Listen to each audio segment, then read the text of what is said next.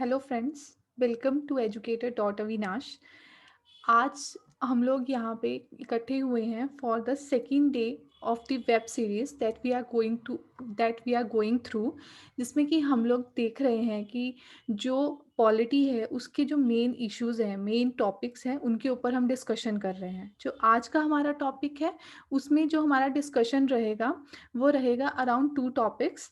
और वो दो टॉपिक्स क्या है वो हम इन फ्यूचर देखते हैं। First of all I want to introduce myself to you. My name is Avinash and I have a YouTube channel named educator.avinash where I upload videos that are related to UPSC preparation, or they are equally valid for those people who are preparing for some other examination. So, by this note, I want to start my presentation. First of all, let me know if my video and my audio is clear to you all.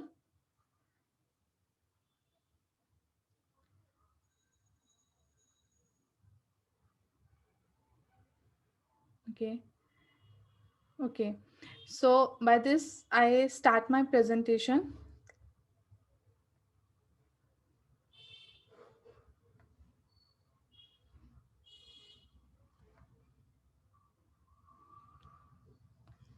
Mhm.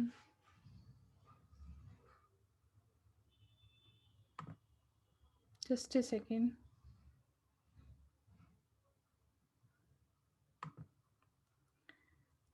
Okay.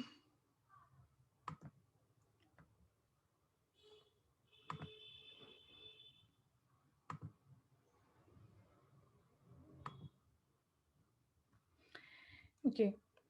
So, as we had already discussed about the topics that we are going through in this whole series, that are what is constitution, how to remember parts of constitution, ये वो चीज़ें हैं जो हमने yesterday discuss कर ली थी, but the thing was due to some technical issue ये जो टॉपिक्स थे इनके ऊपर जो रिकॉर्डिंग थी वो प्रॉपरली नहीं हो पाई है। इस वजह से हम इनकी इस ये जो हमने कल डिस्कस किया है इसकी वीडियो हम दोबारा से बना के फॉर श्योर अपलोड करेंगे, and we will notify you also एक ही हमने ये जो चेंजेस है वो किए हैं। आई मीन दोबारा से रिकॉर्डिंग किए हैं। और आज जो हमारा डिस्कशन रहेगा वो रहेगा अराउंड प्रीएम्बल, कि व्हाट इज प्रीएम्बल। प्रीएम्बल को लेके जो जो क्वेश्चंस बन सकते हैं, दैट इज जो मेन कंसेप्ट्स हैं उसके बारे में हम डिस्कशन करेंगे। और then we will switch to fundamental rights. देखिए फंडामेंटल राइट्स बहुत वास्ट जो है वो टॉपिक है, तो एक दिन में वो कवर नहीं हो सकता। तो जो फंडामेंटल राइट्स के बारे में हम डिस्कशन है वो कुछ आज करेंगे। दो फंडामेंटल राइट्स हम आज डिस्कस करेंगे, दो parts of fundamental right, because as you know मतलब ऑलरेडी एज यू नो कि 6 जो फंडामेंटल राइट्स है उसमें से जो आज हम डिस्कस करेंगे वो 2 करेंगे। तो उस जो दो वो फंडामेंटल राइट्स है वो आज होंगे, बट बाकी जो होगा वो हम कल डिस्कस करेंगे। और जो कल डिस्कशन होगा नेचुरली वो फंडामेंटल राइट्स के आर्टिकल्स, इवन हमने क्या किया पहले सोचा था कि सिर्फ आज फंडामेंटल राइट्स का इंट्रोडक्शन और आर्टिकल्स जो होंगे वो हम अगले दिन डिस्कस करेंगे। But then I switch to the thing that कि फंडामेंटल राइट के साथ ही उसके जो एग्जाम्पल्स और उसके जो आर्टिकल्स हैं वो एक्सप्लेन कर दिया जाए, तो वो आज ही हम लोग कर लेंगे कुछ फंडामेंटल राइट्स के, और जो रह जाएंगे वो कल। और फिर परसों जो होगा वो फंडामेंटल ड्यूटीज और डीपीएसपी के बारे में हम डिस्कस करेंगे कि वो क्या है और उसके जो भी पेक्युलर फीचर्स हैं वो सारी चीज़ें रहेंगी। तो एजेंडा क्या है, फर्स्टली हम प्रीएम्बल, फिर जो सेलिएंट फीचर्स हैं प्रीएम्बल के वो, फंडामेंटल राइट्स क्या है, क्यों है, कैसे इवॉल्व हुए। फिर जैसे मैंने बोला आज हम सिर्फ दो फंडामेंटल राइट्स डिस्कस करेंगे, राइट टू इक्वालिटी और राइट टू फ्रीडम। तो ये सारी चीज़ें हमारी आज की डिस्कशन में होंगी। होप ये जो वीडियो है देखिए वो बहुत इंपॉर्टेंट रहेगा इफ़ यू आर प्रिपेयरिंग। तो आई सजेस्ट कि अगर आप चाहें तो आप नोट पैड लेके बैठ सकते हैं, सो दैट कि आप इम्पोर्टेंट जो पॉइंट्स हैं वो नोट डाउन कर सकें। फर्स्टली प्रीएम्बल की बात करते हैं। हमने कल डिस्कस किया था कि कैसे जो कॉन्स्टिट्यूशन है उसके 22 पार्ट्स हैं। आज हम ये देखेंगे कि वो जो 22 पार्ट्स हैं, क्योंकि कॉन्स्टिट्यूशन जो स्टार्ट होता है वो सीधा पार्ट से नहीं होता। आप अगर अपनी बुक भी देखेंगे तो बुक में एक स्टार्टिंग में इंट्रोडक्शन टाइप होता है, एक्नॉलेजमेंट वगैरह होता है, देन चैप्टर स्टार्ट होता है इंडेक्स के बाद। तो वैसे ही हमारा जो कॉन्स्टिट्यूशन है उसमें आप बोल सकते हैं इंडेक्स तो नहीं है, मगर जो प्रिएम्बल है वो एक इंट्रोडक्शन देता है, शॉर्ट में समरी देता है कि इस जो ये रूल बुक है कॉन्स्टिट्यूशन के नाम पे, उस रूल बुक के अंदर कौन सी चीज़ें हैं, कौन सी इथोस है जो मेंशन्ड है, ये सारी चीज़ें हम लोग इसमें प्रिएम्बल में देखते हैं। इसी वजह से जो प्रिएम्बल है उसमें अगर आप देखेंगे तो हमारे कॉन्स्टिट्यूशन का जो बेसिक स्ट्रक्चर है, मतलब जो मेन इथोस हैं, वो सारे के सारे लगभग जो वर्ड्स हैं वो यूज़्ड होंगे। आप यहाँ पे हमने जो फ़ोटो है वो प्रिएम्बल का डाला है जिसमें क्या लिखा है, we the people of India. That means starting में ही ये दिखा दिया जाता है कि एज़ अ कंट्री, मतलब हम लोग एज़ अ यूनिटी के फॉर्म में रहना चाहते हैं, we the people of India. मतलब हम किस पर्टिकुलर स्टेट को रिप्रेजेंट करने से पहले कैपिटल एस वाली स्टेट, दैट मीन्स पूरी कंट्री को रिप्रेजेंट करते हैं, तभी लिखा है we the people of India. उसके बाद वर्ड्स आते हैं sovereign, socialist, secular, democratic, republic. ये सारे जब हमने कल डिस्कस किया था तो उसमें हमने देखा था ये जो सारी चीज़ें हैं, ये जो सारे वर्ड्स यूज़ किए गए हैं, ये सारी जो मेन इथोज हैं, मेन वैल्यू सिस्टम है जो हमारी जो कॉन्स्टिट्यूशन जो फाउंडिंग फादर थे कॉन्स्टिट्यूशन के, वो चाहते थे कि इंडिया में हो, हमारे कॉन्स्टिट्यूशन में ये वैल्यूज एनश्राइंड है। तो ये सारी चीज़ें, फिर जस्टिस, क्योंकि आपको पता है हमारा जो कॉन्स्टिट्यूशन है, अगर आप उससे गो थ्रू होंगे तो आप समझेंगे कि हमारा जो कॉन्स्टिट्यूशन है वो ये इंश्योर करता है कि जो लोग हैं उन्हें सबको जस्टिस मिले। और जस्टिस सिर्फ ऐसा नहीं है कि सिर्फ आपको जस्टिस एक तरह से आप बोले जजमेंट के फॉर्म में मिल रहा है, कि एक फॉर्म में आपको जस्टिस मिल रहा है, दूसरी फॉर्म में नहीं। तो यहाँ पे जो जस्टिस की बात हो रही है वो सोशल, इकोनॉमिक, पॉलिटिकल सब जस्टिस को इंक्लूड किया गया है। लिबर्टी मिली है, जो लिबर्टी मिली है thought, expression, belief, faith, worship, मतलब जो मेन इथोस है ना, आप बोलेंगे वो सारी की सारी चीजें प्रिएम्बल में मेंशन कर दी गई है।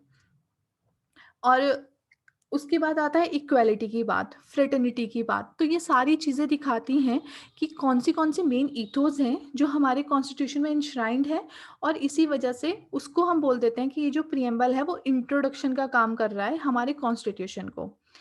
अब आती है इसके फीचर्स की बात। Preamble is part of constitution and can be used as an aid and interpret the constitution. जो प्रिएम्बल है वो कॉन्स्टिट्यूशन का पार्ट है, ठीक है। मैंने बोला कि कॉन्स्टिट्यूशन की जो इंट्रोडक्शन है वो प्रिएम्बल है, तो इस वजह से हम बोल सकते हैं preamble is part of constitution. और इसी वजह से अगर सपोज सुप्रीम कोर्ट या हाई कोर्ट को अगर कभी कोई जजमेंट देना है, आपको पता होगा कि जो सुप्रीम कोर्ट है वो एक तरह से इंटरप्रिटेटर का काम करता है कॉन्स्टिट्यूशन का। आपने लगभग हमेशा देखा होगा कि कोई भी इशू आता है, कोई भी पर्टिकुलर आर्टिकल है, उसको अगर गवर्नमेंट चैलेंज करती है तो वो कहाँ जाती है, वो सुप्रीम कोर्ट में जाती है। सुप्रीम कोर्ट एक इंटरप्रिटेटर का काम करता है, क्योंकि कुछ ऐसे आर्टिकल्स हमारे कॉन्स्टिट्यूशन में मेंशन्ड हैं जो काफ़ी वेग है।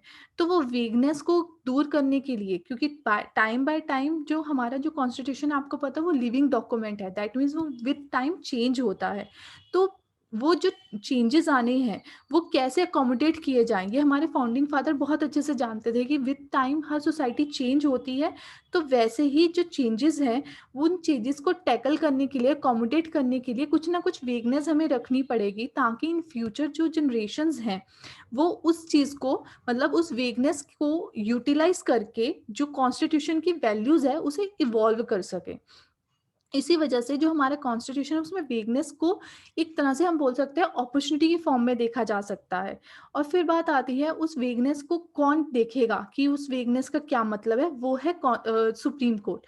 वो इंटरप्रिटेट करती है कि जो कॉन्स्टिट्यूशन है उसमें क्या क्या चेंज, मतलब उसके जो पर्टिकुलर आर्टिकल है वो क्या कहना चाहते हैं, जो कि विद टाइम चेंज होता जाता है। जैसे आपको पता है कि हमारा जो सुप्रीम कोर्ट है उसने बेसिक स्ट्रक्चर डॉक्ट्रिन निकाली थी। ऑल्दो ये कहीं मेंशन नहीं था कि बेसिक स्ट्रक्चर क्या है क्या नहीं है, कहीं भी ये एज सच मेंशन नहीं है। पर सुप्रीम कोर्ट ने बाय टाइम उसे लगा कि ऐसा ना हो, एक ही जो गवर्नमेंट है या रूलिंग जो भी पार्टी है वो ऐसा ना करे कि अपनी जो पावर्स है उसका मिसयूज करे, और जो लोगों की फंडामेंटल राइट्स है ये कॉन्स्टिट्यूट, क्योंकि आपको पता है कि जो कॉन्स्टिट्यूशन है उसे अमेंड किया जा सकता है, पार्लियामेंट उसे अमेंड कर सकती है। तो वो अमेंडमेंट को एक लिमिट में रखा जाए, ताकि वो किसी भी पर्टिकुलर पर्सन या पर्टिकुलर जो ऑर्गन है उसकी जो पावर्स है उसे कर्टेल ना करे। तो उस चीज़ को टैकल करने के लिए सुप्रीम कोर्ट ने बेसिक स्ट्रक्चर डॉक्ट्रिन निकाली थी। तो वही यहाँ पे है, जो प्रिएम्बल है, जब हम बोल रहे हैं कि वो इंटरप्रिटेटर का काम करता है सुप्रीम कोर्ट, तो सुप्रीम कोर्ट प्रिएम्बल को एज अ टूल यूज कर सकता है। जैसे आप बोल सकते हैं, सुप्रीम कोर्ट कह सकता है कि भाई प्रिएम्बल में लिखा है कि इंडिया सेकुलर कंट्री है, तो दैट मीन्स हम बोल सकते हैं कि हाँ इंडिया सेकुलर है। मतलब एक तरह से एक सोर्स या एक एड की तरह यूज किया जा सकता है प्रिएम्बल। मगर यहाँ पे ये मेंशन करना जरूरी है, it is not provision of constitution. That means जो जो चीज़ें प्रिएम्बल में लिखी हैं वो किसी भी सिटीजन को राइट नहीं देती हैं। फॉर एग्जाम्पल, कहीं कल को कोई जाके ये बोले कि प्रिएम्बल में लिखा है कि हमारी जो कंट्री है उसमें जस्टिस मिलेगा, सोशल भी और वैसे भी, तो उस चीज को लेके आप नहीं जा सकते सुप्रीम कोर्ट में एक ही प्रिएम्बल में ऐसा लिखा है। क्योंकि आप आर्टिकल्स को लेके जा सकते हैं कि इस आर्टिकल में इस फंडामेंटल मतलब इस आर्टिकल के अंदर लिखा है तो ये मेरा फंडामेंटल राइट है या ये मेरा वैसे कॉन्स्टिट्यूशनल राइट है। पर प्रिएम्बल आपको कोई राइट नहीं देता है। आपको पता होगा कि हमारे जो राइट्स है वो कॉन्स्टिट्यूशनल राइट्स भी होते हैं और फंडामेंटल राइट्स भी होते हैं। फंडामेंटल राइट्स और कॉन्स्टिट्यूशनल राइट्स में क्या फ़र्क है, वो मैं आपको बता देती हूँ। जो कॉन्स्टिट्यूशनल राइट्स है, उसका गारंटी देने के लिए आप पहले डिस्ट्रिक्ट कोर्ट वगैरह में जाके एक हायरार्की में ऊपर जाएँगे सुप्रीम कोर्ट में। मगर अगर आपका कोई फंडामेंटल राइट कर्टेल करता है, उसको अगर थ्रेट होता है, तो उस केस में आप सीधा का सीधा सुप्रीम कोर्ट में जा सकते हैं। सुप्रीम कोर्ट गारंटियर है हमारे फंडामेंटल राइट्स का। ये फ़र्क होता है फंडामेंटल राइट और कॉन्स्टिट्यूशनल राइट में। तो यहाँ पे the not source of any right to citizen का मतलब ये है कि ये जो प्रिएम्बल है, इसमें जो भी लिखा है वो ना कॉन्स्टिट्यूशनल राइट है और ना ही फंडामेंटल राइट है।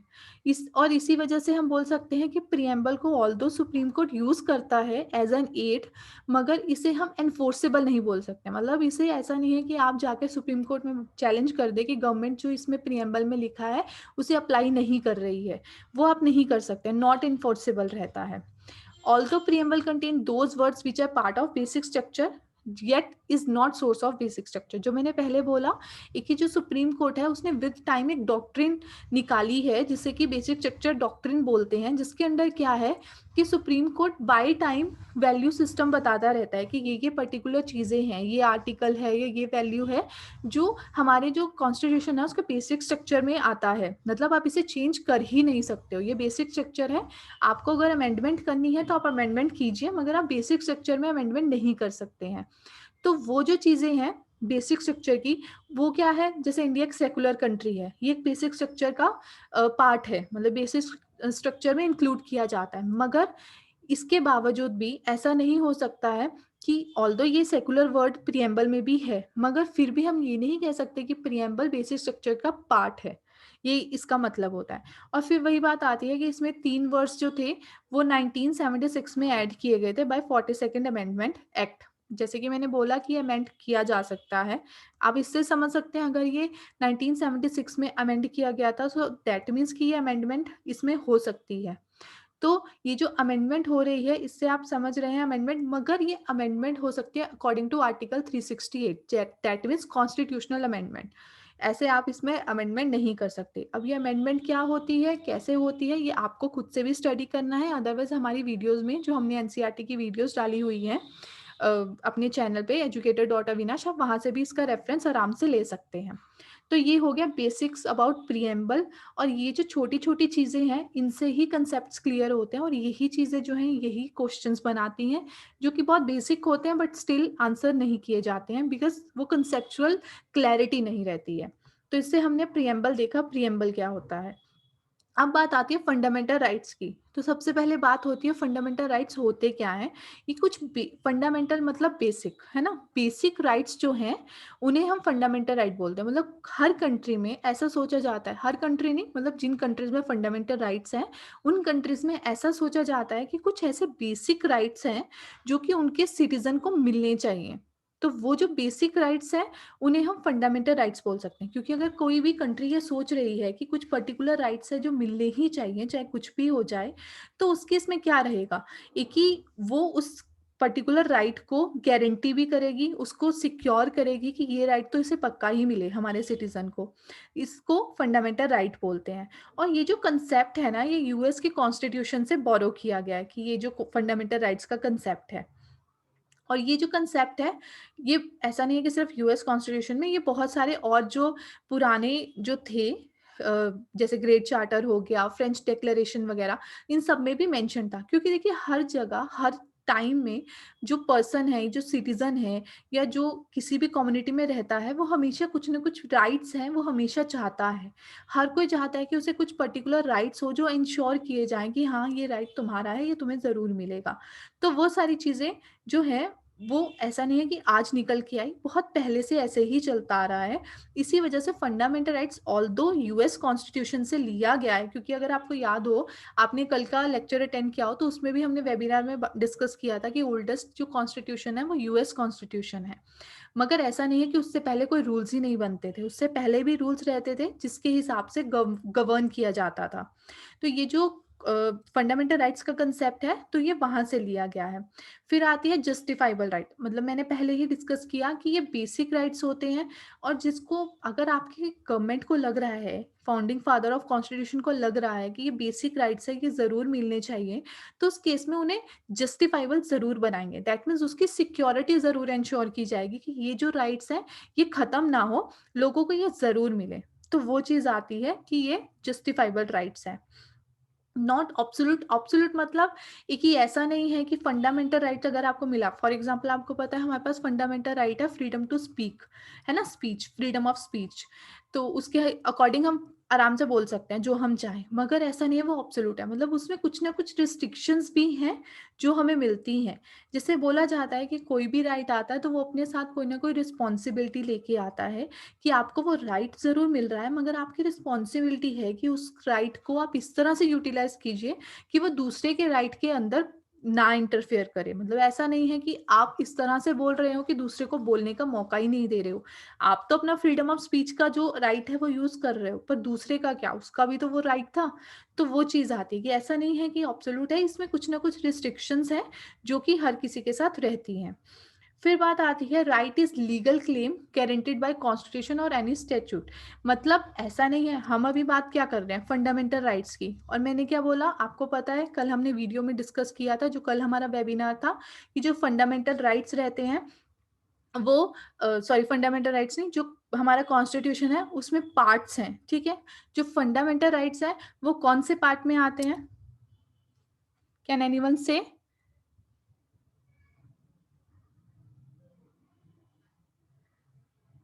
आप कमेंट बॉक्स में लिखिए, डू यू नो?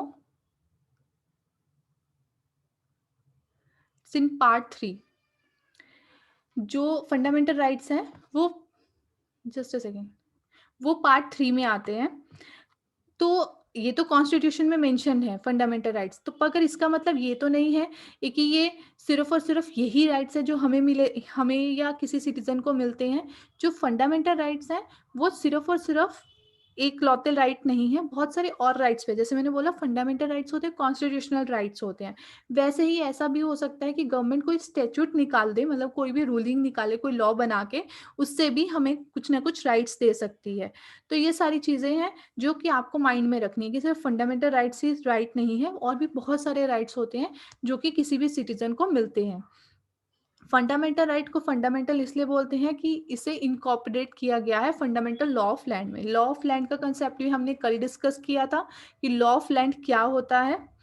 उसके बाद without fundamental right democracy is meaningless, as you all know कि विदाउट फंडामेंटल राइट जो डेमोक्रेसी है उसका कोई मतलब नहीं रहता है। अगर सपोज किसी सिटीजन को राइट ही नहीं मिले हैं, कुछ पर बेसिक राइट्स ही नहीं आप इंश्योर कर सक रहे हो, तो आप उस केस में डेमोक्रेसी कैसे इंश्योर करेंगे? तो ये हो गया फंडामेंटल राइट की बात कि फंडामेंटल राइट होते क्या हैं। फिर आती है वाई फंडामेंटल राइट, कि फंडामेंटल राइट्स की जरूरत की क्या है, मगर उससे पहले हम देखेंगे फीचर्स क्या होते हैं फंडामेंटल राइट्स के। फंडामेंटल राइट्स इंटीग्रल पार्ट है कॉन्स्टिट्यूशन का। जैसे हमने बोला कि जो फंडामेंटल राइट्स है वो ऑलरेडी किस में मेंशन्ड होते हैं, कॉन्स्टिट्यूशन में होते हैं, हमारे कॉन्स्टिट्यूशन में पार्ट 3 में है। तो इस वजह से हम बोल सकते हैं कि फंडामेंटल राइट्स जो है वो इंटीग्रल पार्ट है कॉन्स्टिट्यूशन का, उसे उससे अलग नहीं किया जा सकता। देखिए कॉन्स्टिट्यूशन जो होता है, हमने कल डिस्कस किया था, उसमें एक लीगल सैंक्टिटी जुड़ी होती है। लीगल सैंक्टिटी होने के कारण उसकी बहुत इंपॉर्टेंस रहती है।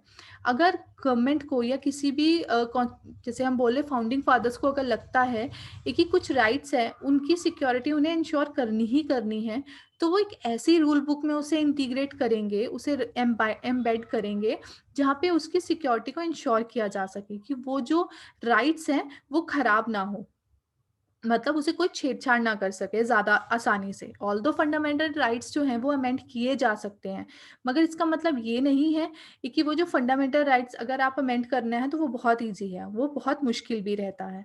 उसके बाद वही बात आ गई, जो अमेंड अगर आप फंडामेंटल राइट्स करना चाहते हो तो आपको बेसिक स्ट्रक्चर डॉक्ट्रिन है उसका ध्यान रखना पड़ेगा।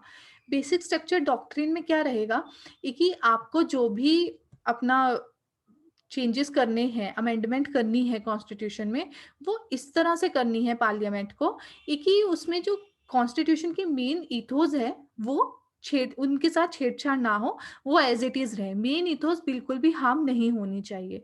तो यही बात फंडामेंटल राइट्स के केस में होती है कि फंडामेंटल राइट्स में अगर आप अमेंडमेंट चाहते हो करो, मगर इस तरह से करो कि जो बेसिक स्ट्रक्चर डॉक्ट्रिन है उसे कोई भी थ्रेट ना हो।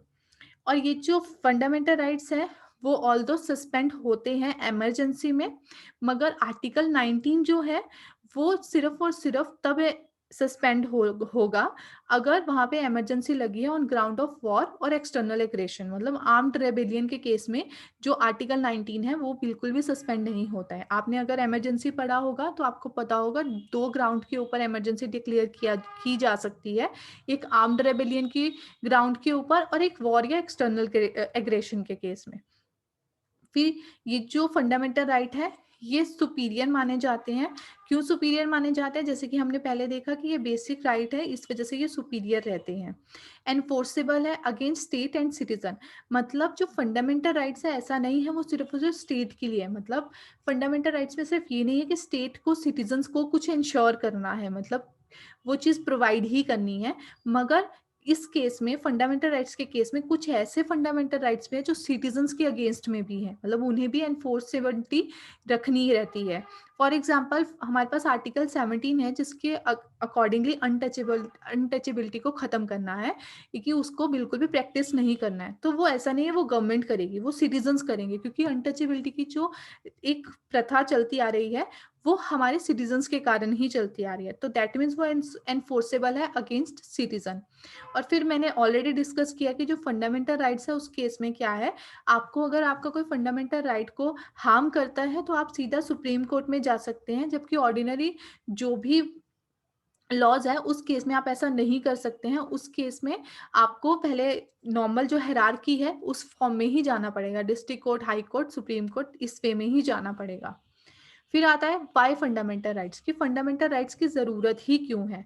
क्योंकि देखिए अगर आप फॉर एग्जांपल इंडिया की बात कीजिए, अगर हमारे पास कुछ फंडामेंटल राइट्स नहीं होंगे तो जो हमारी गवर्नमेंट है वो अथॉरिटेरियन बन सकती है, वो डिक्टेटरशिप में आ सकती है। उन चीज़ों को अवॉइड करने के लिए सिटीजन्स को कुछ फंडामेंटल राइट्स दिए जाते हैं, ताकि वो जो सिटीजन है वो इस तरह से अपने आप को एक तरह से एम्पावर्ड फील करे, उनके एम्पावरमेंट में कोई भी थ्रेट ना आए। फिर जो फंडामेंटल राइट है वो इंडिविजुअल की लिबर्टी और फ्रीडम को इंश्योर करता है। आपको पता है लिबर्टी और फ्रीडम में क्या फ़र्क रहता है? जो लिबर्टी होती है उसमें कॉन्स्टेंट्स नहीं होते हैं, पर फ्रीडम में कुछ कॉन्स्टेंट्स होते हैं। और अगर आप इंडिया की भी बात करें तो हमारे पास राइट टू फ्रीडम है, ना कि लिबर्टी है। तो ये चीज़ होती है। फिर establish due process of law and equal protection of law. ये क्या होता है वो अभी मैं आपको डिस्कस नहीं कर रही हूँ, क्योंकि अभी आगे आर्टिकल 14 में ये चीज़ हम बहुत अच्छे से डिस्कस करेंगे। फिर क्या आती है five fundamental rights because special provisions for weaker section of society. तो इससे क्या हो रहा है, आप अगर देखेंगे तो कुछ अगर जब आप गो थ्रू होंगे फंडामेंटल राइट्स से तो आपको ये चीज़ें और अच्छे से क्लियर होंगी कि ये क्या है।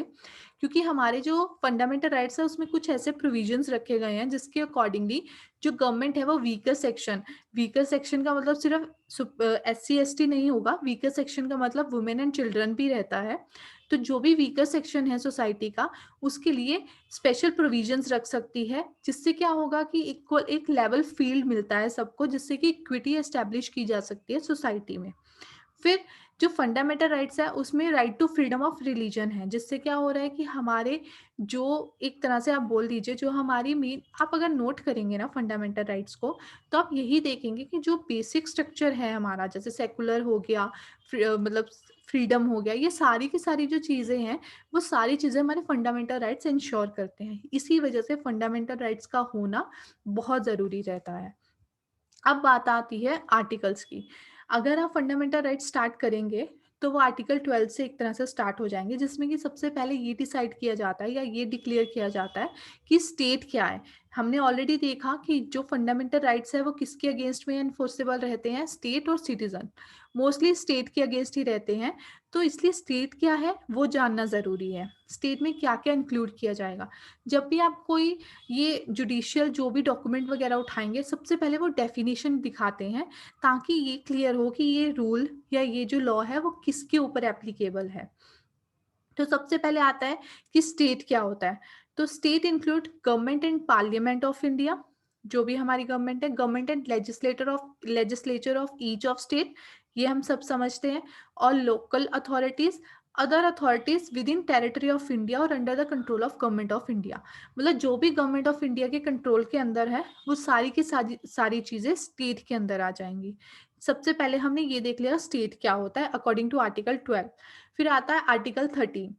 13 में मेनली ये दिखाया गया था कि कौन से जो भी लॉज इनकंसिस्टेंट है फंडामेंटल राइट्स के साथ, वो कैसे उन्हें खत्म किया जाएगा, और इन चीजों के ऊपर सारी चीज थी। जैसे कि आप क्लॉज 1 देखेंगे, all laws made before commencement of constitution stands to be void that are in conflict with constitution. मतलब कॉन्स्टिट्यूशनल प्रोविजंस के कुछ भी कॉन्फ्लिक्ट में आता है तो उन सबको नलीफाई किया जाता है, वॉइड किया जाता है according two clause 1 of article 13। देखिए, मैं आपको एक चीज़ रिकमेंड करूँगी, जब भी आप पॉलिटी को लेके कुछ भी पढ़ें, तो उसके लिए ज़रूरी है कि आप पेयर एक्ट ज़रूर रखें, क्योंकि पेयर एक्ट से क्या होगा, आपको चीज़ों की क्लैरिटी रहेगी, आपको आर्टिकल्स की क्लैरिटी रहेगी। जब आप आंसर राइटिंग करेंगे, तो उसमें आप रैंडमली कुछ नहीं लिख सकते हैं, क्योंकि वो आपके थॉट प्रोसेस के अकॉर्डिंगली नहीं चल रहा है। उसमें ये इंपॉर्टेंस रख रहा है कि ये जो रूल बुक है, दैट इज़ कॉन्स्टिट्यूशन क्या बोलता है। इसलिए आपके पास पेयर एक्ट होना ज़रूरी है। आपको आंसर्स में आर्टिकल्स भी मेंशन करना ज़रूरी है और केसेस भी मेंशन करना ज़रूरी है। आर्टिकल 13 क्लॉज 1 हमने देख लिया। क्लॉज 2 क्या है? Restrict the law made by state that takes away और अब्रिज वन और मोर फंडामेंटल राइट। मतलब इसके में ये दिखाया जाता है कि ऑल्दो, जैसे हमने पहले भी देखा कि जो स्टेट है वो ऑल्दो चेंजेस कर सकती है, नए लॉज बना सकती है, मगर वो इस तरह से होने चाहिए कि वो किसी भी सिटीजन का फंडामेंटल राइट है उसे थ्रेटन ना करे। इसमें मैंने कुछ केसेस ऐड किए हैं, पर आपको ये केसेस हर जो भी आप आंसर लिखेंगे वो हर आंसर में इस तरह में केसेस ज़रूर ऐड करने हैं। मैंने एक एग्जांपल के फॉर्म में यहाँ पे ऐड किया था। जैसे कि यहाँ पे केस है Shankari Prasad versus union of India case 1951। उसमें क्या था कि जब हमारे पार्लियामेंट ने फर्स्ट कॉन्स्टिट्यूशनल अमेंडमेंट किया था, तो उसे चैलेंज किया गया था कि जब कॉन्स्टिट्यूशन बन गया है तो उसे आप कैसे अमेंड कर सकते हो। मगर तब हमारे सुप्रीम कोर्ट ने क्या कहा था कि नहीं, जो हमारी पार्लियामेंट है वो अमेंडमेंट कर सकती है, मगर इस केस में क्या है कि वहाँ उनके पास दो टाइप ऑफ लेजिस्लेटिव पावर है। That means constituent legislative power under article 368 और ऑर्डिनरी लेजिस्लेटिव पावर।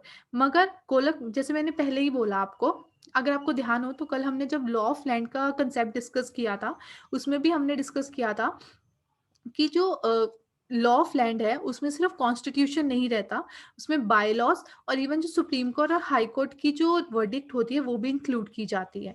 तो वही यहाँ पे भी हो रहा है।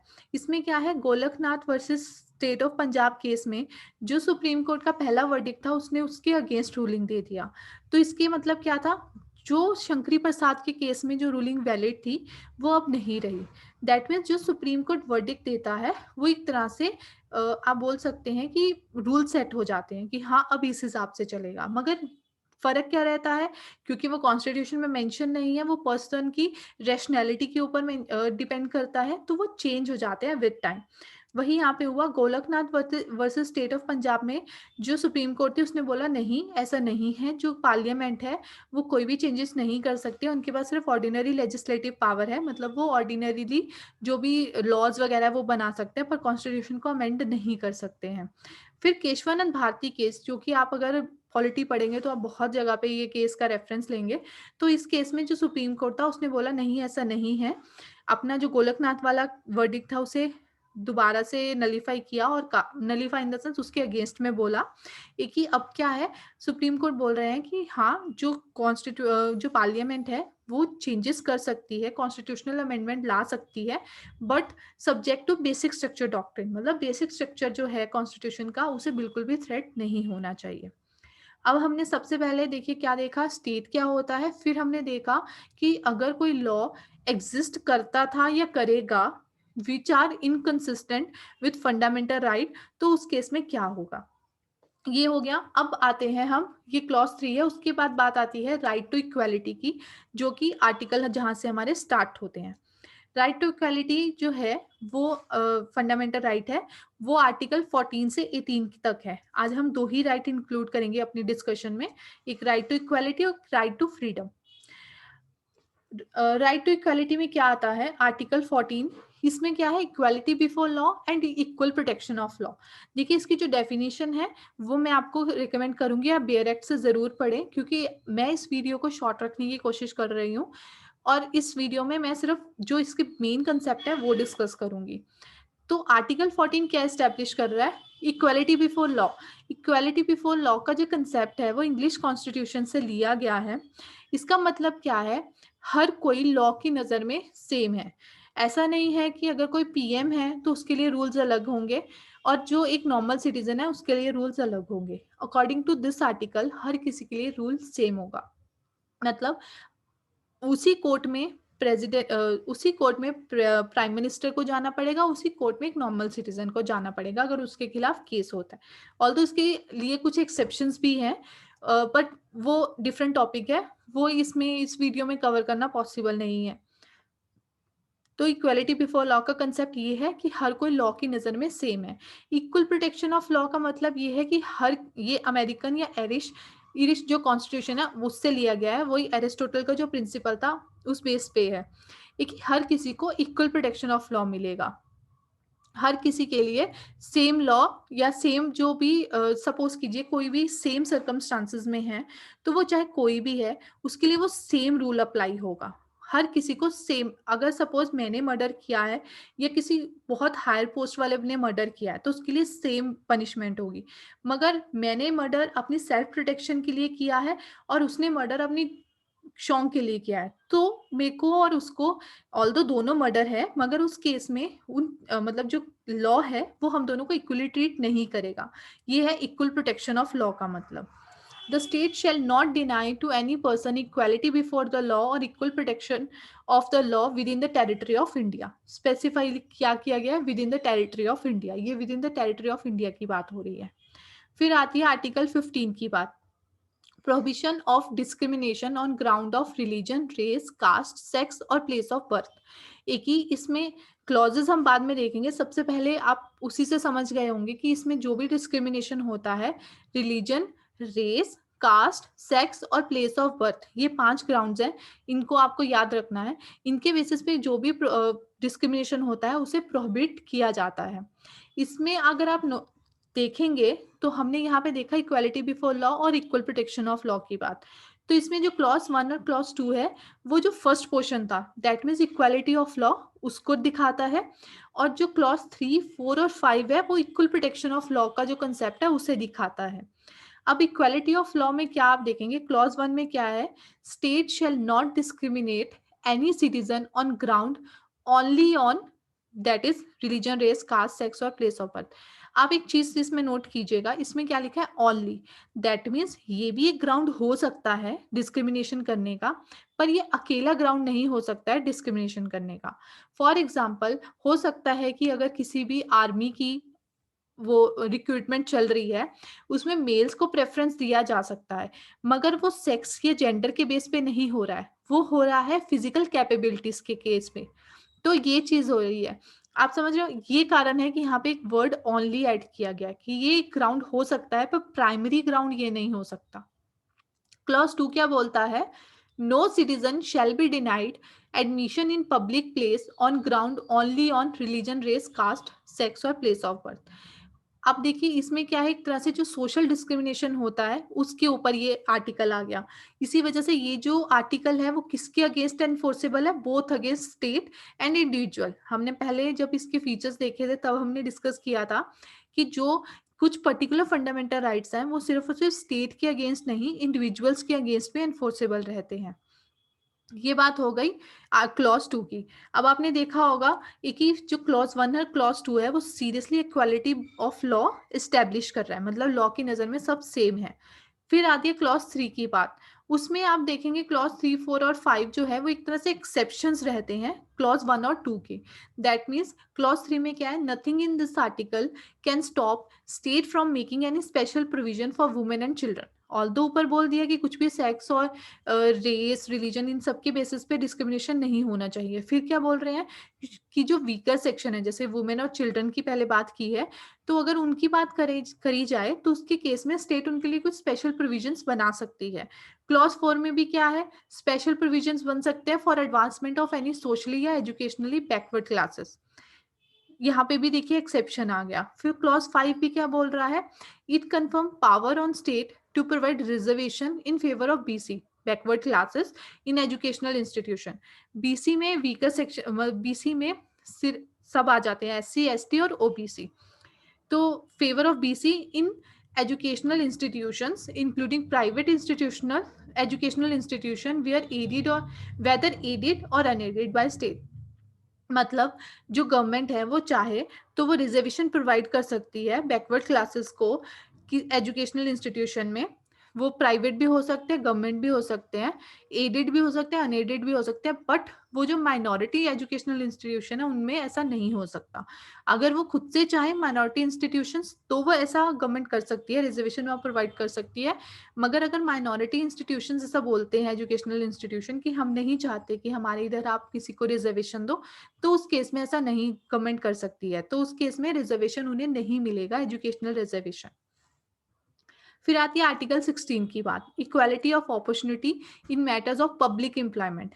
कि जो पब्लिक एम्प्लॉयमेंट है उस केस में इक्वालिटी कैसे इस्टेब्लिश की जाए। क्लॉज 1 क्या बोलता है, equality of opportunity in employment और appointment to any office under state. फिर क्लॉज 2 क्या बोलता है, not citizen on ground only on religion, race, caste, sex और place of birth be ineligible for और discriminated against in respect of any employment और office under the state. इन सब चीज़ों से क्या है, एक तरह से जो हमारी गवर्नमेंट है या जो भी गवर्नमेंट है वो इक्वालिटी एस्टेब्लिश करने की कोशिश कर रही है एम्प्लॉयमेंट के केसेस में। क्लॉज 3 में क्या रहेगा, confirms the power of parliament to provide by law prescribing residences. अब देखिए ऑल्दो ऊपर क्या बोला कि इक्वालिटी रहेगी, कोई भी डिस्क्रिमिनेशन नहीं होगा। फिर क्या रहता है कि हाँ, कुछ केसेस में जो रेजिडेंस है वो एक तरह से आप रख सकते हैं क्राइटेरिया, उसके बेसिस पे आप पार्शियलिटी कर सकते हैं। मगर ये जो क्लॉज 3 के अंडर जो भी रिजर्वेशन प्रोवाइड की जाती है ये भी एक तरह से रिजर्वेशन हो गई कि आपने रिजर्व कर दिया कि जो यहाँ के सिटीजन्स हैं, मतलब citizen in the sense citizens तो आप इंडिया के रहेंगे, मगर जो यहाँ के रेजिडेंट हैं, फॉर एग्जांपल आप अगर हिमाचल के रेजिडेंट है या हैदराबाद के रेजिडेंट है, तो जो पर्टिकुलर एरिया के रेजिडेंट है उनके लिए आपने कुछ ना कुछ जॉब्स जो है वो रिजर्व कर दी है तो ये भी रिजर्वेशन। बट ये रिजर्वेशन फॉर टेम्परेरी पीरियड होती है। मतलब फॉर एग्जाम्पल जैसे यहाँ पे मुल्क रूल्स की बात की गई है हैदराबाद में, क्या हुआ, वहाँ पे जो लोग थे उनके पास इतनी एजुकेशनल एम्पावरमेंट नहीं थी, तो उनकी जो लाइफ थी उसे इम्प्रूव करने के लिए, उन्हें एक लेवल फील्ड देने के लिए फॉर टाइम बिंग वहाँ पे ऐसा कर दिया गया था कि जो क्लास 3 और क्लास 4 जॉब्स हैं वो रिजर्व कर दी गई थी फॉर पीपल ऑफ हैदराबाद, कि वहाँ के जो लोग हैं सिर्फ उन्हें ही वो जॉब मिलेगी। पर जैसे कि बात की, जो क्लास 3 के अंडर जो भी रिजर्वेशन प्रोवाइड की जाएगी वो टेम्परेरी बेसिस पे होगी, तो वही यहाँ पे भी हुआ। फिर क्लॉज 4 क्या बोलता है, empower the state to make reservation in favour of backward classes.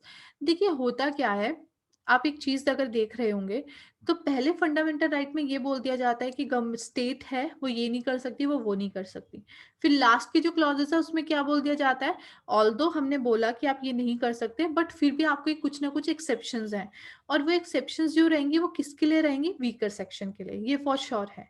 अब मैंने पहले भी बोला वीकर सेक्शन में कौन आ सकता है, women, children, SC, ST, OBC. तो ये सारे वीकर सेक्शन में आ जाते हैं। या कोई और वीकर सेक्शन अगर गवर्नमेंट को लगता है एजुकेशनली कोई बैकवर्ड है, उनकी बात होती है, पर नॉर्मली यही 5 आते हैं। तो ये हो गया आर्टिकल 16। फिर आती है आर्टिकल 17 और 18, हमने एक ही स्लाइड में किया है। आर्टिकल 17 क्या रहता है? Abolition of untouchability. आपको पता है इंडिया के केस में अनटचेबिलिटी का प्रॉब्लम बहुत था, तो वो अनटचेबिलिटी की प्रॉब्लम को टैकल करने के लिए आर्टिकल 17 इंक्लूड किया गया है, जिसके अकॉर्डिंगली कोई भी मतलब अनटचेबिलिटी को प्रैक्टिस नहीं कर सकता है और उसे ऑफेंस, पनिशेबल ऑफेंस बनाया गया है एज पर लॉ। यहाँ पे एज पर लॉ लिखा है, अगर हम आप हमारे कॉन्स्टिट्यूशन में देखेंगे, मगर ये चेंज हो सकता है, दैट एज पर लॉ है, मगर ये जो लॉ है ये यहाँ पे मेंशन नहीं है। मेंशन नहीं है तो गवर्नमेंट को या जो भी गवर्निंग बॉडी है उसे बनाना पड़ेगा, और हमारी गवर्नमेंट ने बनाया हुआ है SC and ST prevention of atrocities act 1989। तो आप अगर देखेंगे बहुत जगह पे आपको ऐसे ही मिलेगा। अब फाउंडिंग फादर ने क्या सोचा, फॉर विद टाइम जो एट्रोसिटीज हैं या जो भी प्रॉब्लम्स हैं अनटचेबिलिटी की, हो सकता है वो रिमूव हो जाए, हो सकता है उसमें इतना ज़्यादा स्ट्रिंजेंट जो पनिशमेंट है उसकी ज़रूरत ना पड़े। तो विद टाइम चीज़ें चेंज होंगी, जैसे जैसे सोसाइटी इवॉल्व होगी। इस वजह से उन्होंने ये एज पर लॉ लिख दिया कि अगर गवर्नमेंट को जैसा सुटेबल लगेगा according to environment, according to generations, वो उस हिसाब से लॉज बना देगी। तो यही चीज़ें हैं जो हमारे फाउंडिंग फादर्स हैं, उन्होंने ध्यान में रखी। ये कैसे जो भी न्यू चीज़ें भी होंगी उसे अकोमोडेट किया जाएगा हमारे कॉन्स्टिट्यूशन में। आप अगर नोटिस करेंगे तो हमारा जो कॉन्स्टिट्यूशन है वो काफ़ी बल्की है, काफ़ी लेंथी है, वो इसी वजह से है। ऐसा बोला जाता है हमारा कॉन्स्टिट्यूशन बहुत सारी जगह से बोरोड है, सो दैट मीन्स ये कट कॉपी पेस्ट है और कुछ भी नहीं है, बट ऐसा नहीं है। हमने और लोगों से सीखा, उसके बाद हमने उसे अपने कॉन्स्टिट्यूशन में इम्प्लीमेंट किया, अपनी कंट्री में इम्प्लीमेंट किया। Instead of making mistakes which others had done, हमें ज़रूरत नहीं है कि हम वो सारी मिस्टेक्स को दोबारा से करें। हमें क्या चाहिए कि हम उन मिस्टेक्स से लेसन लेके अपने जो लाइफ है उसमें आगे बढ़े। सेम हमारे फाउंडिंग फादर्स ने किया। तो आप इसे बहुत इजीली जस्टिफाई कर सकते हो if in case someone says कि इंडियन कॉन्स्टिट्यूशन में ऐसा क्या है, वो तो सिर्फ कट कॉपी पेस्ट है, but it is not like that. फिर आती है आर्टिकल 18 की बात। आर्टिकल 18 में क्या है? टाइटल्स। देखिए, अगर आपको ध्यान हो, मतलब अगर आप किसी के लिए आप जानते हो, तो पहले बहुत चलता था बहादुर, राय बहादुर, इस तरह के बहुत सारे टाइटल्स थे जो कॉलोनियल पावर जो थी वो हमें देती थी। हमें इन द सेंस इंडियंस को या जो भी अचीवर्स होते थे उन्हें प्रोवाइड करती थी। तो ये क्या बनाता था, जो सोसाइटी थी उसमें एक हायरार्की बनाता था, डिस्टिंग्विश करता था पीपल को एक दूसरे से, जो कि अच्छी बात नहीं है। अगर हम सिटीजन्स हैं तो we have to be on level field. तो उस चीज़ को एबॉलिश करना बहुत ज़रूरी था इंडिया के केस में। इसी वजह से आर्टिकल 18 को इंक्लूड किया गया इक्वालिटी के राइट के अंदर, ताकि जो टाइटल्स वगैरह हैं उन्हें अबॉलिश किया जाए। क्लॉज 1 में क्या है कि स्टेट जो है वो किसी भी पर्सन को कोई टाइटल कन्फर नहीं कर सकती है। मगर यहाँ पे एक चीज़ बहुत अच्छी है जो नोट करने की है, ये स्टेट की बात हो रही है। कोई भी प्राइवेट या कोई भी इंस्टीट्यूशन जो है वो ऐसा कर सकता है। फिर क्लॉज 2 क्या है? वो इंडियन सिटीज़न को प्रोहिबिट करता है कि वो किसी भी फॉरेन स्टेट से कोई भी अवार्ड या कोई भी इस तरह की चीज़ टाइटल नहीं ले सकता है। यहाँ पे टाइटल की बात हो रही है। फिर क्लॉज 3 में बोल दिया जाता है कि जो फॉरेनर है, जो कि ऑफिस ऑफ प्रॉफिट होल्ड करता है। ऑफिस ऑफ प्रॉफिट का क्या मतलब है?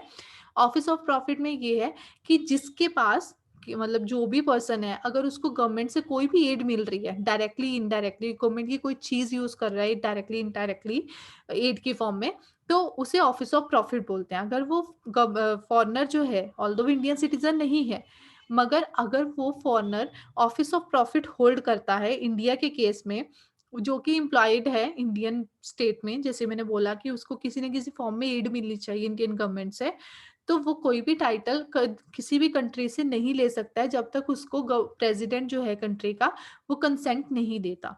क्लॉज 4 में क्या बोला जाता है कि कोई भी प्रेजेंट वगैरह है वो भी किसी भी फॉर्म में जो पर्सन है फॉरेन स्टेट से नहीं ले सकता जब तक कि हमारा जो प्रेसिडेंट है वो उसको कंसेंट ना दे। तो इससे क्या है, जो टाइटल्स हैं उन्हें अबॉलिश किया गया।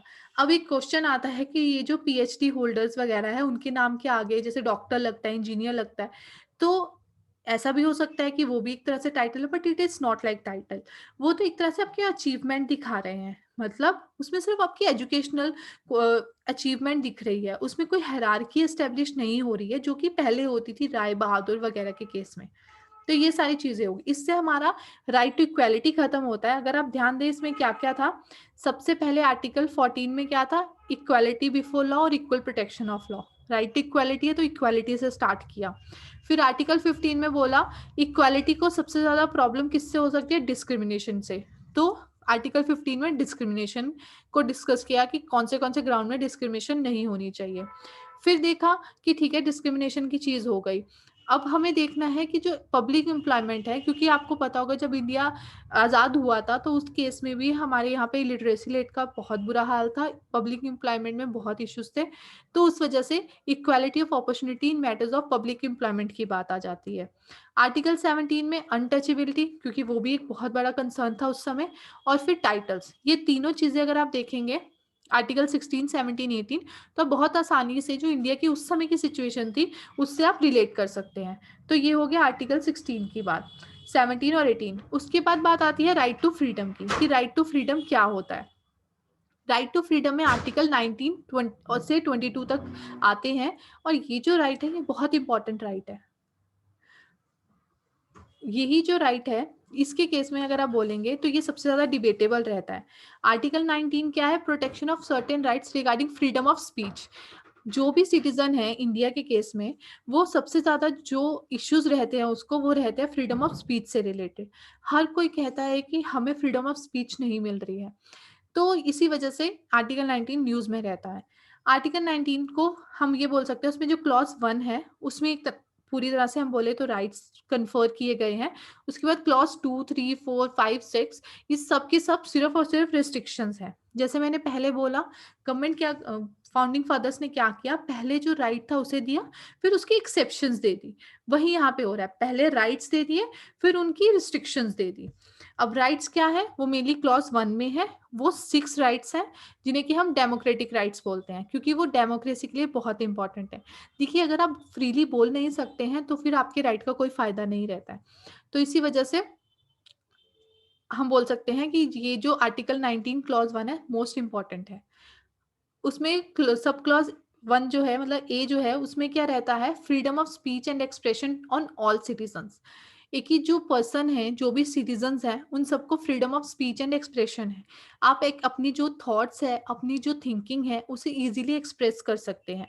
इवन आप लोगों की भी जो एक्सप्रेशंस है उसे एक्सप्रेस कर सकते हैं, तभी आरटीआई का जो प्रोविजन है वो बना है। ये जो freedom of speech and expression है इसके अंदर बहुत सारी एवोल्यूशंस हैं जो होते आए हैं। जैसे कि आपको पता होगा नोटा का जो हमारे पास ऑप्शन रहता है, तो उसमें भी क्या रहता है, वो नोटा का ऑप्शन भी हमें freedom of speech and expression से मिला, कि अगर सपोज मेरा ये एक्सप्रेशन है कि मैं किसी भी जो भी पार्टी है उसके साथ सेटिस्फाइड नहीं हूँ उसके काम से, तो उस केस में मैं नोटा का जो भी वोट है वो दे सकती हूँ। राइट टू इन्फॉर्मेशन का जो एक्ट है वो भी इसमें आया, क्योंकि अगर मुझे इन्फॉर्म नहीं किया गया, मुझे पर्टिकुलर इन्फॉर्मेशन प्रॉपर नहीं मिली, तो मैं फ्रीली अपनी एक्सप्रेशंस कैसे दिखा सकती हूँ। तो ये सारी चीजें, बहुत सारी चीजें हैं जो freedom of speech and expression के अंदर आती हैं।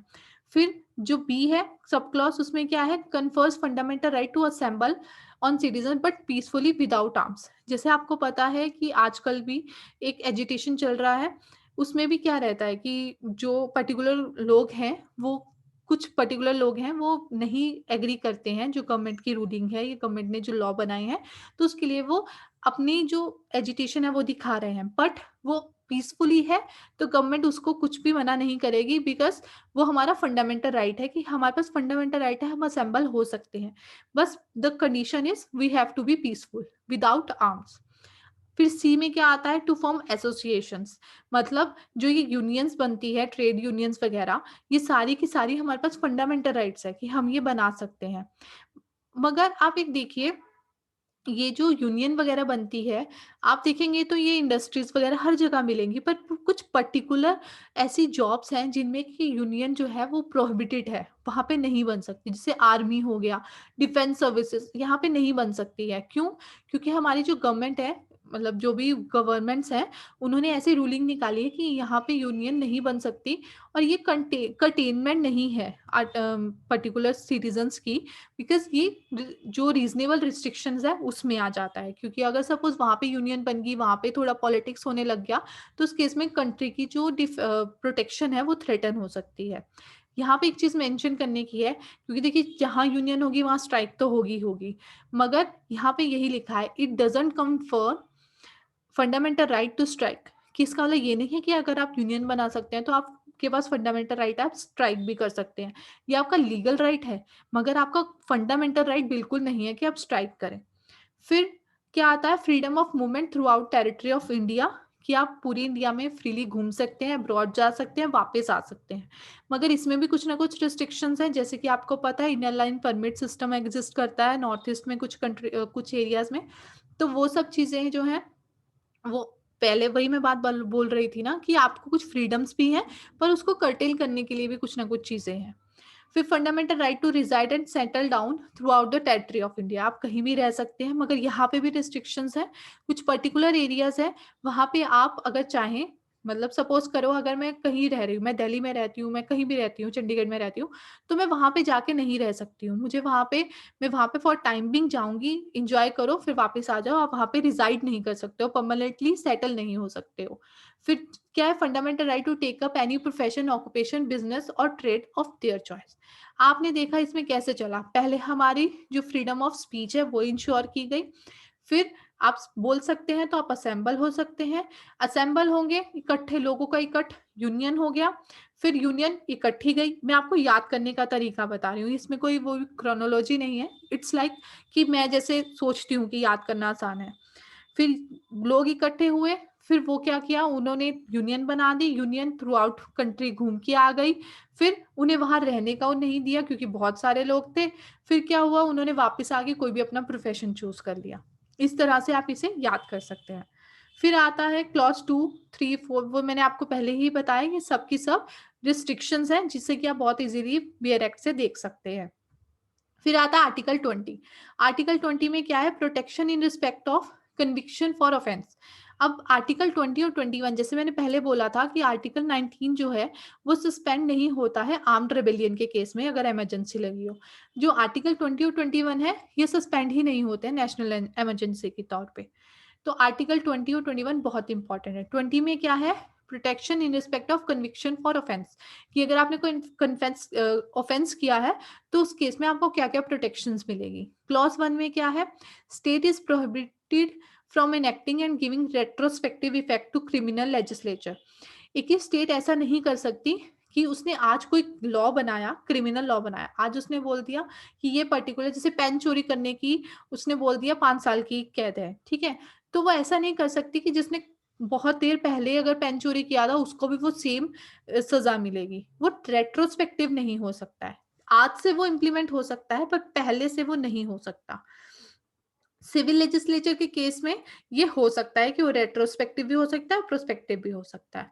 क्लॉज 2 में क्या है, prohibit state from prosecuting and punishing individual more than once for commission of single offence. आपने नॉर्मली अपने घरों में या वैसे भी कहीं सुना होगा कि हर कोई बोलता है कि 1 खून की सजा भी मौत है और 10 खून की सजा भी मौत है। तो वही चीज यहाँ पे लिखी है कि एक ऑफेंस के लिए आप किसी पर्सन को बार बार पनिश नहीं कर सकते हो। Prohibited state from prosecuting and punishing individual more than once for commission of single offence in case of criminal court. Civil court के केस में ऐसा नहीं है, उस केस में डबल जियोपार्डी हो सकती है। क्लॉज 3 में क्या है, प्रोहिबिट पुलिस फ्रॉम कंपेलिंग। अब देखिए ऐसा होता है, आपको पता है ये नॉर्मली हम टीवीज में या मूवीज में देखते हैं कि जो पुलिस है वो 3rd डिग्री वगैरह दे देती है। तो वो 3rd डिग्री वगैरह ना हो, उसके लिए ये चीज इंश्योर की गई है कि अगर आप 3rd डिग्री देके भी किसी का कमिटमेंट कन्फेशन ले लेते हैं कि हाँ उसने ये कमिट किया है, तब भी वो वैलिड नहीं रहेगा। वो वैलिड तभी रहेगा अगर कोर्ट के सामने वो पर्सन एडमिट करता है कि हाँ ये मैंने गुनाह किया है, अदरवाइज वो नहीं माना जाता है। ये क्लॉज 3 है। तो ये हो गया आर्टिकल 20। फिर 21 क्या है, protection of life and personal liberty. ये बहुत इंपॉर्टेंट आर्टिकल है। states that no person shall be deprived of his life or personal liberty except according to procedure established by law। एक ही, आप किसी भी पर्सन को उसकी लाइफ या पर्सनल लिबर्टी से डिप्राइव नहीं कर सकते हो अनलेस उसके लिए कोई लॉ बना हो। इसको बैकबोन कहा जाता है, पार्ट 4 और पार्ट 3 के ऊपर। और इसमें क्या है, doctrine of procedure establish by law originated under English constitution in this court undergoes 3 test. जैसे कि हमने देखा, मैंने आपको शायद जो कल वीडियो थी जो कल हमारा वेबिनार था उसमें भी बताया था कि जो डॉक्ट्रिन एस्टेब्लिश की गई है, प्रोसीजर एस्टेब्लिश बाय लॉ की, उसमें भी क्या बोला जाता है, उसमें 3 टेस्ट थे। मैंने आपको बताया था इंग्लिश कॉन्स्टिट्यूशन है उसमें है, जबकि जो यूएस का कॉन्स्टिट्यूशन है उसमें ड्यू प्रोसेस ऑफ लॉ है। तो जो प्रोसीजर एस्टेब्लिश बाय लॉ है उसके केस में 3 टेस्ट देखे जाते हैं कि जो लॉ है वो एग्जिस्ट करता है, जिसने वो लॉ बनाया क्या वो कंपैटिबल था, वो बना सकता था, और क्या वो जो लॉ बना है वो उसी तरीके से बना है, वो सेम प्रोसीजर फॉलो किया गया है जो करना चाहिए था। सिर्फ इस चीज से जो हमारी जुडिशरी होती है या जो उसको गो थ्रू कर रही होती है कि वो लॉ वैलिड है या नहीं, वो इस चीज से बस मान लेती है कि हाँ अगर ये सब चीजें हुई है तो ठीक है। वो ये नहीं देखती वो लॉ फेयर है या नहीं। इसे बोलते हैं due procedure establish by law, जो कि इंग्लिश कॉन्स्टिट्यूशन में है। मगर ड्यू प्रोसेस ऑफ लॉ में क्या होता है, ये फोर्थ टेस्ट भी अप्लाई किया जाता है कि जो लॉ है वो अपने आप में ठीक है भी या नहीं। तो इंडिया के केस में जो हमारी जुडिशरी है वो due process of law establish करती है। इसी को कई बार जुडिशियल एक्टिविज्म भी बोला जाता है। तो अगर आप देखेंगे जो ये आर्टिकल 21 है, protection of life and personal liberty, ये बहुत ज़्यादा एक्सपेंडिंग आर्टिकल है। इसमें आप देखेंगे बहुत सारी चीज़ें आ जाती है, जैसे कि अगर मेरी प्रोटेक्शन ऑफ लाइफ है का मेरे पास फंडामेंटल राइट है, तो मेरे पास फंडामेंटल राइट है कि मैं पॉल्यूशन फ्री एनवायरनमेंट में रहूँ, तो मुझे इतना एनवायरनमेंट नहीं चाहिए। तो ये बहुत सारी ऐसी चीज़ें हैं जो सिटीजन को राइट देता है article 21। Thus, it extends protection against arbitrary action of executive and not against the legislature. Indian constitution under article 21 provides only procedure established by law. मगर जो हमारी जुडिशरी है, मैंने पहले बोला कि वो ड्यू प्रोसेस ऑफ लॉ जो है उसे फॉलो करती है, इसी वजह से उसे जुडिशियल एक्टिविज्म बोला जाता है। अगर आपको पता हो तो आप भी न्यूज़ में देखते होंगे कि बहुत बार हमारी जुडिशरी जो है वो पर्टिकुलर लॉ को नलीफाई करती है जस्ट बिकॉज कि वो फेयर नहीं है। और अगर आप बात करेंगे तो हमारे जो कॉन्स्टिट्यूशन है वो तो उन्हें प्रोवाइड क्या कर रहा है, प्रोसीजर एस्टेब्लिश बाय लॉ का जो फंडा है वो अप्लाई करे। मगर वो फेयरनेस चेक कर रहे हैं, दैट मीन्स वो ड्यू प्रोसेस ऑफ लॉ कर रहे हैं, जिसको जुडिशियल एक्टिविज्म बोल रहे हैं। But supreme court in Maneka Gandhi versus union of India 1978 case interpreted constitution to include doctrine of due process of law. जैसे कि मैंने आपको बोला वो कि हमारे कॉन्स्टिट्यूशन में ड्यू प्रोसेस ऑफ लॉ है, ऐसा सुप्रीम कोर्ट ने बोला, क्योंकि आपको पता है वो इंटरप्रिटेटर है under it by incorporating principle of natural justice, कि उनके अकॉर्डिंग जो नेचुरल जस्टिस का प्रिंसिपल है वो मेंशन है under article 21। So due process of law जो है वो प्रोवाइड किया जा रहा है उन्हें, मतलब वो फोर्थ टेस्ट जो है फेयरनेस देखने का लॉ का वो भी देख सकते हैं। अभी नेचुरल जस्टिस क्या है मैं आपको उसके बारे में कुछ बता देती हूँ। जैसे कि 3 प्रिंसिपल्स हैं नेचुरल जस्टिस के। उसमें क्या है, no person shall be condemned unheard, मतलब किसी भी पर्सन को आप उसको सजा नहीं दे सकते हो जब तक आप उसके बारे में उसकी बात नहीं सुनते। आपने देखा होगा मूवीज वगैरह में भी कि हमेशा जो हमारी जुडिशरी है वो हर किसी को बोलने का मौका देती है कि आप अपनी सफाई में क्या कहना चाहते हैं, तो वो वाली चीज होगी। सेकंड क्या है, नो मैन शैल बी जज ऑफ हिज ओन को ऑन केस। एक ही सपोज अगर मैं ही अपने लिए जज बनी हूँ तो नेचुरली मैं आप अपने लिए कोई पनिशमेंट नहीं दूंगी। आप लोग नॉर्मली घरों में देखते होंगे मम्मी लोग अपने आप से गलती करते हैं तो they just smile and go through. आप गलती करोगे then they will say like why you are doing this and that. तो वो सारी चीजें हैं कि अगर सपोज आप अपने ही जज बने हुए हो तो आप नेचुरली अपने लिए कुछ भी गलत नहीं करोगे। तो इसलिए बोलते हैं नो मैन शैल बी जज of his own case. Third क्या है, authority shall act in bona fide that is good faith without bias. अब देखिए बायस तो अपने आप ही हो गया अगर मैं अपनी जज खुद ही हूँ, तो बायसनेस नहीं होनी चाहिए इस केस में। ये 3 प्रिंसिपल है नेचुरल जस्टिस के, और जो हमारा सुप्रीम कोर्ट है वो बोलता है ये 3 प्रिंसिपल्स इनकॉर्पोरेटेड है अंडर आर्टिकल 21। इस वजह से हमें due process of law follow करने का मौका मिलता है। तो ये हमारी जुडिशरी की सोच है। फिर ये हो गया आर्टिकल 21। फिर आता है आर्टिकल 21 ए, वही है राइट टू एजुकेशन मुझे प्रोवाइड किया जा रहा है अंदर आर्टिकल 21 ए, जिसके अंदर क्या है कंपल्सरी एजुकेशन मिलेगी to all children of age of 6 to 14 in such manner as the state may by law determine. एक ही 6 से 14 ईयर्स के बीच में हर पर्सन को सॉरी कंपल्सरी एजुकेशन प्रोवाइड की जाएगी। फिर आर्टिकल 22 की बात आती है। अभी हमने आर्टिकल 21 देख लिया, protection of law and personal liberty. फिर 21 एक क्या है, राइट टू एजुकेशन। फिर आती है आर्टिकल 22 की बात, protection from arrest and detention in certain cases. देखिए डिटेंशन का मुद्दा काफी ज्यादा हमेशा चर्चा में रहता है। तो इस केस में जो हमारा कॉन्स्टिट्यूशन है वो पर्टिकुलर हमें प्रोटेक्शंस देता है, जैसे कि अवेलेबल टू बोथ। पहली बात तो ये जो प्रोटेक्शन है available to both citizen and non citizen. जो आर्टिकल 21(1) मतलब क्लॉज 1 है और क्लॉज 2 है वो प्यूनिटिव डिटेंशन के लिए है, 4, 5, 6, 7 प्रिवेंटिव के लिए है। प्यूनिटिव क्या है कि आपने कोई काम कर दिया है उसके बाद आपको डिटेन किया जा रहा है। 4, 5, 6, 7 क्या है कि उन्हें ऐसा सोच है कि आप ऐसा कर सकते हैं इसलिए आपको डिटेन किया जा रहा है। अब होता क्या है, पुनिटिव डिटेंशन में भी आपके पास कुछ प्रोटेक्शंस हमारा जो कॉन्स्टिट्यूशन है वो एज अ फंडामेंटल राइट आपको देता है। जैसे कि सबसे पहले आपको इन्फॉर्म किया जाएगा कि आप क्या मतलब आपका क्या वजह है कि आपको डिटेन किया जा रहा है। फिर आपको किसी न किसी से काउंसिल करने का मौका दिया जाएगा। फिर आपको right to be presented to nearer magistrate within 24 hour, कि 24 आवर के बीच बीच में आप जो भी नजदीक में मैजिस्ट्रेट है उसके सामने आपको पेश किया जाएगा। और 24 आवर के आगे आपको नहीं रिटेन किया जाएगा जब तक कि मैजिस्ट्रेट उन्हें ऑथराइज नहीं करता। ये 4 प्रोटेक्शन है जो कि प्यूनिटिव डिटेंशन के केस में भी हर किसी को मिलती है।